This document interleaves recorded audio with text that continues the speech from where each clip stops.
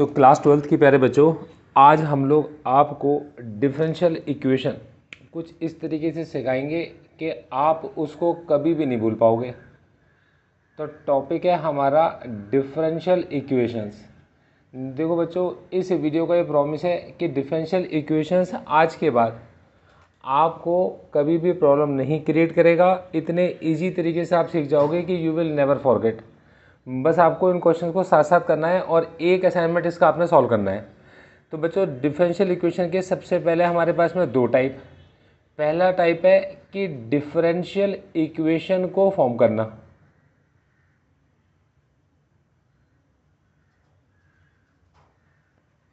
और दूसरा टाइप है डिफरेंशियल इक्वेशन को सॉल्व करना।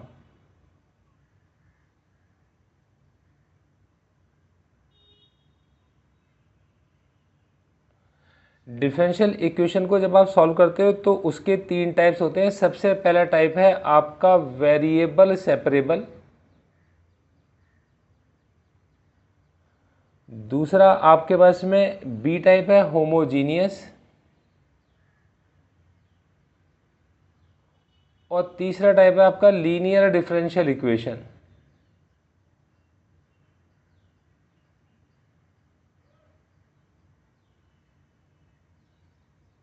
तो आज की क्लास में हम लोग ये सब कुछ सीखेंगे। तो बच्चों, सबसे पहली चीज़ आती है लीनियर डिफरेंशियल इक्वेशन को सॉल्व फॉर्म करना। तो सबसे पहले हम डिफरेंशियल इक्वेशन की फॉर्मेशन सीखते हैं। अब इसके अंदर टीचर ने आपको एक क्वेश्चन दे दिया कि आपके पास में एक एलिप्स जिसकी एक्सिस वाई एक्सिस है और आप इसकी डिफरेंशियल इक्वेशन बनाओ। तो बच्चों, अब इस क्वेश्चन को कैसे किया जाए कि जिसके अंदर हमारे को टीचर कहता है कि एक आपका एलिप्स है, इसकी एक्सिस है वाई एक्सिस पर। तो सबसे पहले आपको फिगर बनाकर दिखानी पड़ेगी कि आपके जो एलिप्स है वाई एक्सिस पे वो कुछ इस तरीके से होता है। मतलब वाई एक्सिस पर है मेजर एक्सिस और माइनर एक्सिस है आपके पास में एक्स एक्सिस पर। ये बी, ऊपर का ए, नीचे का भी कितना होगा ए। इस कंडीशन में ध्यान से समझना बच्चों, इक्वेशन होती है y का स्क्वायर अपॉन ए का स्क्वायर प्लस एक्स का स्क्वायर अपॉन बी का स्क्वायर इज इक्वल टू 1। जब कभी आप डिफरेंशियल इक्वेशन बनाते हो तो आपको डिफरेंशियल कोफिशिएंट्स इंट्रोड्यूस कराने पड़ते हैं। डिफरेंशियल कोफिशिएंट्स होते हैं dy अपॉन में dx या d2y अपॉन में dx2। उनको लाने के लिए आपको डिफरेंशिएशन करना पड़ेगा। और ये डिफरेंशिएशन मतलब डिफरेंशियल इक्वेशन फॉर्म करने का सबसे आसान तरीका सिखाता हूँ आपको कि आप कुछ भी कर ये जो आर्बिट्रेरी कांस्टेंट है, ए है, बी है या सी है, आप इनको ख़त्म कर दो। अगर आप इनको ख़त्म कर देते हो तो आपकी डिफरेंशियल इक्वेशन अपने आप फॉर्म हो जाती है। अब इसके अंदर दो कांस्टेंट हैं, तो आप मैक्सिमम डिफरेंशिएशन जो कर सकते हो वो दो बार कर सकते हो। मतलब आप इसके अंदर dy बाई डी एक्स लेकर आ सकते हो और एक इसके अंदर d2y by d x two ला सकते हो। बस अगर सिर्फ dy बाई डी एक्स से आपका काम चल जाता है तो फिर आप आगे फर्दर डिफरेंशिएशन नहीं करोगे, d2y by d x to आप नहीं निकालोगे। अगर यहाँ पर सपोज करो c लिखा होता तो मैं इसको और मतलब मैक्सिमम इसको 3 बार डिफरेंशिएट कर सकता था, मतलब d3y अपॉन d3 भी निकाल सकता था। पर अगर मेरा पहली बार में आंसर निकल जाता है तो मुझे ज़रूरत नहीं है। अब इसको सॉल्व करते हैं। देखो, सबसे पहले आपने क्या करा, differentiating with respect to x, जो आप हमेशा करते हो। तो आपने क्या करा, डी अपॉन डी एक्स करा y square upon a square का, और डी अपॉन में डी एक्स करा आपने x square upon b square का, और डी अपॉन डी एक्स करा आपने किसका, 1 का। आप ये बात जानते हो वाई स्क्वायर का डिफरेंशिएशन होता है 2y डी वाई अपॉन में डी एक्स, और ये जो अपॉन में ए स्क्वायर है ये एक कांस्टेंट की तरह बाहर लिखा निकल जाएगा। तो 1 upon a square divide by 2y divide by d x हो गया। यहाँ पर 1 अपॉन बी स्क्वायर बाहर निकल जाएगा, और एक्स स्क्वायर को एक्स के रिस्पेक्ट में डिफरेंशिएट कर रहे हो इसलिए सिर्फ 2x आएगा, क्योंकि आपके यहाँ वाई स्क्वायर को एक्स के रिस्पेक्ट में डिफरेंशिएट कर रहे थे, इसलिए आपको d y by d x लिखना पड़ा। ये आपको डिफरेंशिएशन में सिखाया है। डिफरेंशिएशन x का 1 होता है और 1 का डिफरेंशिएशन मतलब किसी कांस्टेंट का डिफरेंशिएशन कितना होता है, 0 होता है। अब देखो बच्चों, मेरे पास में एक और डिफरेंशिएशन मैं मैक्सिमम कर सकता हूं, और मेरे को ए स्क्वायर और बी स्क्वायर दोनों ख़त्म करने, जो कि मेरे ख़त्म नहीं हुए हैं। अब मैं इसको कैसे करूंगा, मैंने कहा मैं इस 1/a² को अपने पास रखता हूँ, ये 2/dy में कितना आपके पास में dx, और उस तरफ माइनस का 1/b² 2x में लिख देता हूँ। अब इससे क्या फ़ायदा होगा, मेरे 2y के नीचे आ जाएगा 2x, और यहाँ होगा dy dx is equals to minus का a² b²। अब जो 2 से 2 कट गया, मेरे पास y/x को मैं एक ब्रैकेट में लिख सकता हूँ और dy/dx को एक और ब्रैकेट में लिख सकता हूँ, और ये एक कांस्टेंट है। अब देखो, अब अगर मैं फिर से डिफरेंशिएट करता हूँ विद रिस्पेक्ट टू x, तो बच्चों अब ये दो चीज़ें मल्टीप्लाई में हैं तो इनमें लगेगा प्रोडक्ट रूल। मतलब आपने y/x को लिखा, d/dx करा आपने dy/dx का, फिर आपने dy/dx लिखा, और d/dx लिखा आपने y/x का, इज इक्वल्स टू किसी भी कांस्टेंट का डिफरेंशिएशन कितना होगा आपके पास में 0। देखो बच्चों, ये चीज़ आपके पास है y/x, d/dx dy/dx का होगा d2y/dx2।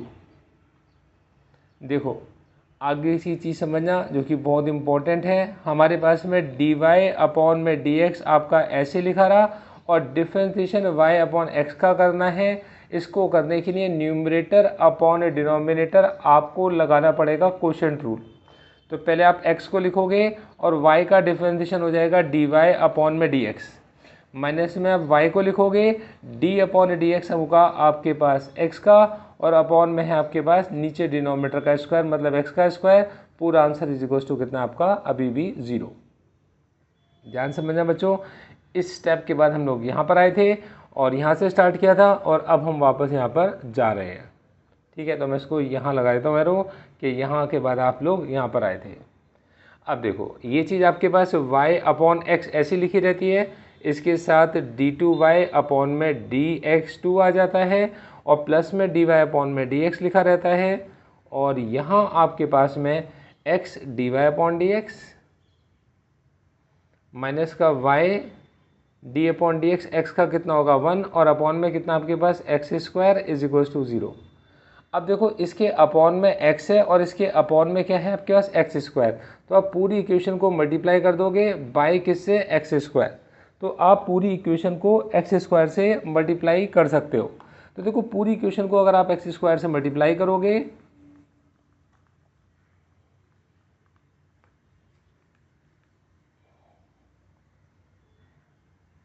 देखो तो पूरी इक्वेशन को अगर आप x² से मल्टीप्लाई करोगे तो बन जाएगा x² के मल्टीप्लाई में y/x d2y dx2, और फिर प्लस x² के मल्टीप्लाई में dy/dx, और ये साथ में आपके लिखा है x dy/dx माइनस का y, और अपॉन में कितना आपके पास x² इज इक्वल टू कितना आपका 0।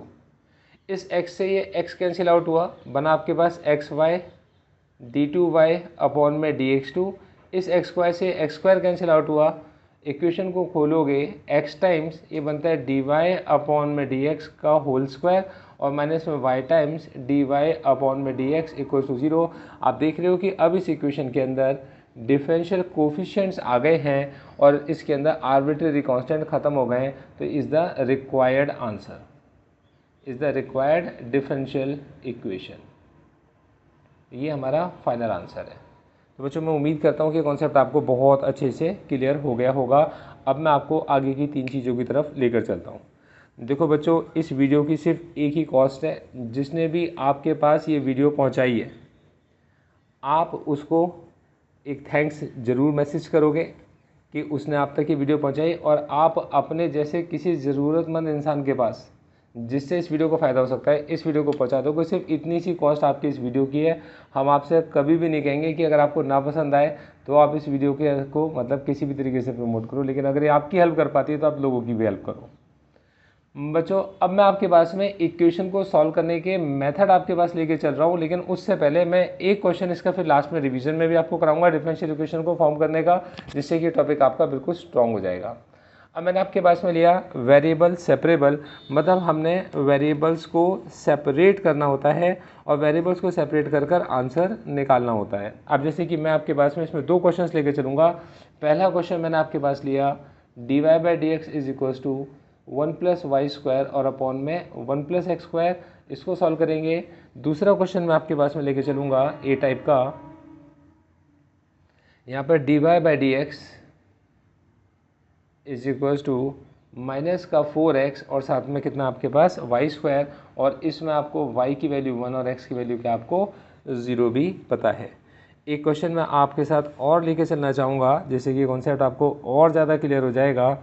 इस क्वेश्चन के अंदर थोड़ा सा ट्रिकी क्वेश्चन उठाता हूँ, देखो, जिसके अंदर आपको इसको अलग भी करना होगा। एक तीसरा क्वेश्चन हम लोग ले लेते हैं, वो है e की power x tan y dx और प्लस में 1 माइनस ई की power x sec square y d y equals to 0।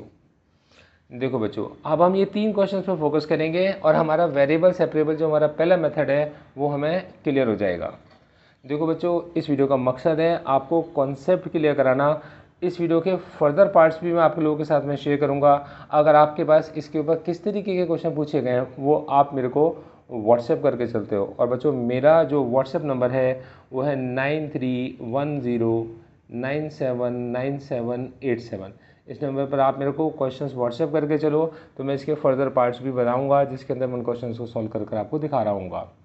तो बच्चों देखो, अब हमारे पास में मैंने 1 प्लस एक्स स्क्वायर है, मैंने वेरिएबल्स को सेपरेट करना है। मेरे पास डी वाई और यहाँ पर y है और ये डी एक्स और ये मेरे पास x है। इस क्वेश्चन को वेरिएबल सेपरेबल बोला गया। इसका मतलब है कि आपने वेरिएबल्स को सेपरेट करना होता है। ऐसे क्वेश्चन को करने का तरीका होता है, जहाँ पर डी वाई है उसके पास y वाले टर्म्स भेज दो और जहाँ पर डी एक्स है वहाँ पर x वाले टर्म्स भेज दो। इस dx को अगर मैं उधर भेजूंगा तो y वाला नीचे आ सकता है। मतलब ये चीज़ मेरे पास dy upon 1 plus y square और वहाँ आपके पास में dx upon 1 plus x square बन जाती है। इंटीग्रेटिंग हम लोग बोथ साइड्स कर देते हैं, तो हमारे पास में क्या होगा, आप बताओ किस चीज़ को डिफरेंशिएट करते हो, और आंसर आपका 1 अपॉन 1 प्लस वाई स्क्वायर आता है। तो आप बोलोगे ये tan इनवर्स y होगा। मैंने कहा किस चीज़ को डिफरेंशिएट करते हो, और आपका जो आंसर है 1 अपॉन 1 प्लस एक्स स्क्वायर आता है, तो आप बोलोगे tan इनवर्स x होगा।